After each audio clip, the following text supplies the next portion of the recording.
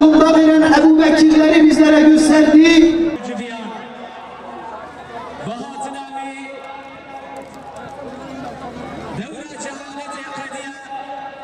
Terdili meda tu rehberi azadiyi Kılıç Peygamberi Hazreti Muhammed'dir. Jumbo fandına ilahi marşiyetler hakki Peygamberden sallallahu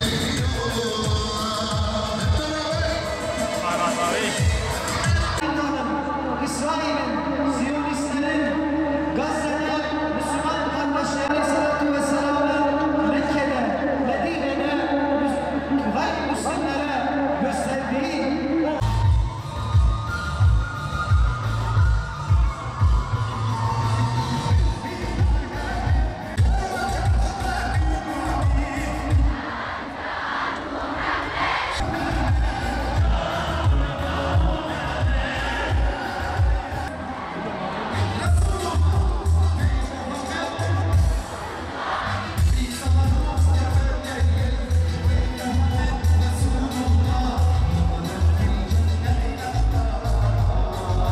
Biz peygamberi sevdayı yaşamak için oradan buraya kadar geldik.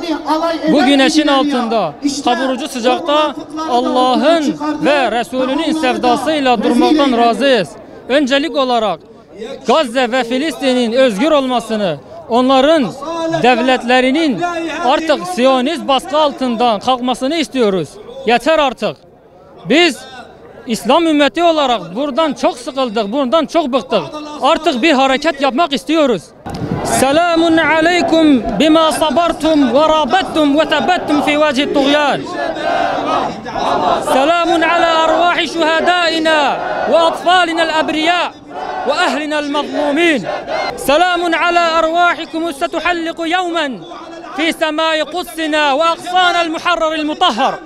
في سماء قدسنا من دنس قاتليكم سلام على دمائكم التي ستلعن كل قاتل مجرم وكل متخاذل وجبان ومدع للإنسانية سلام عليكم يا شعبنا العظيم وأنت تفضح العالم المنافق بقوانينه العرجاء ومنظماته العوراء ومعاييره المشودة وما النصر إلا من عند الله العزيز الحكيم وإنه لجهاد نصر أو استشهاد والسلام عليكم ورحمة الله وبركاته. Elhamdülillah Rabbimize hamdolsun bugüne ulaştık. Yani biz her sene bugünü bir şölen bir bayram gibi görüyoruz. Peygamberimizin doğduğu gün. Çok sevinçli bir gündür. Yani bugün çok sevinçliyiz. Ailecek geldik buraya. Çok güzel duygular yaşıyoruz. İnşallah bunu miting alanda daha da hissedeceğiz. Ayrıca bir yönden gönlümüz de buruktur. Filistin'de olanlardan dolayı Rabbim orada selamet versin, onlara da yardım etsin. İnşallah orası da düzelir. Allah Teala onlardan razı olsun. Yani ben hem Diyarbakır hem başka yerlerde katıldım. Hem şehirde bir İslam havası esiyor. İnsanlar bu etkinliklere gelerek Peygamberimizi, İslam'ı hatırlıyorlar. Bütün Müslüman kardeşlerimize mübarek olsun. Allah-u Teala bütün Müslüman kardeşlerime muzafferet versin. Özellikle başta Gazze'deki kardeşlerimize olmak üzere. Allah-u Teala Mevlid'e katılan bütün kardeşlerimizden de Allah razı olsun. Bu programı hazırlayanlardan da Allah-u Teala razı olsun. Tabii ki her şey, dünyadaki her şey bir meşakkattır yani. Meşakkatsız iş olmaz. Yani Allah-u Teala nimet külfet doğrultusundadır. Yani bir şeyin nimeti külfetine kadarsa nimeti de orantılıdır yani.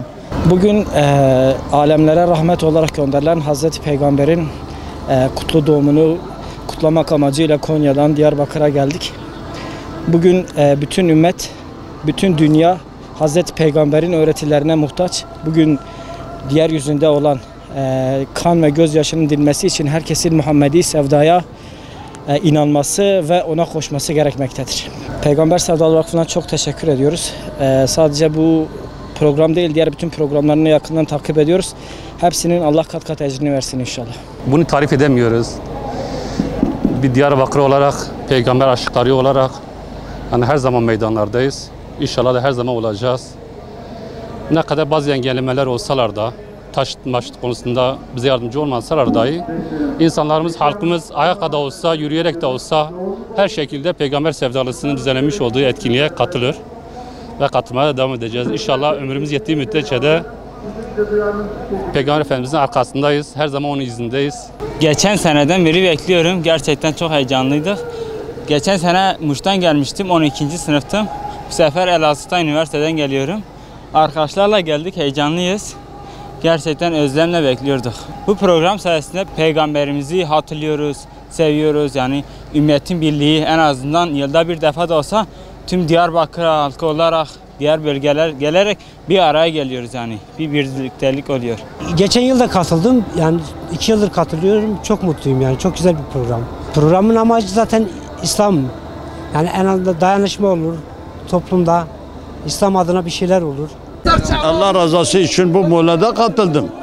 Allah bütün bu gelenlerin hayrını kabul etsin, bize de kabul etsin. Allah razı olsun ki bu işi böyle bu şekilde getirir, millet biliyor ki bir molud şeyi vardır.